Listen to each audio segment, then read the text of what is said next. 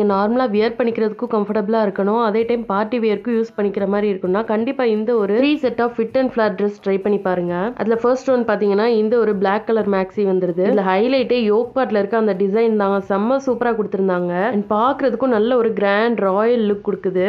And sleeves வந்து full hand ஸ்லீவ்ஸ்ல வந்துருது. இது மூணோட பிரைஸுமே பாத்தீங்கன்னா அண்டர் 500 தாங்க. செகண்ட் ஒன் பாத்தீங்கன்னா இந்த ஒரு ரெட் கலர் மேக்ஸி.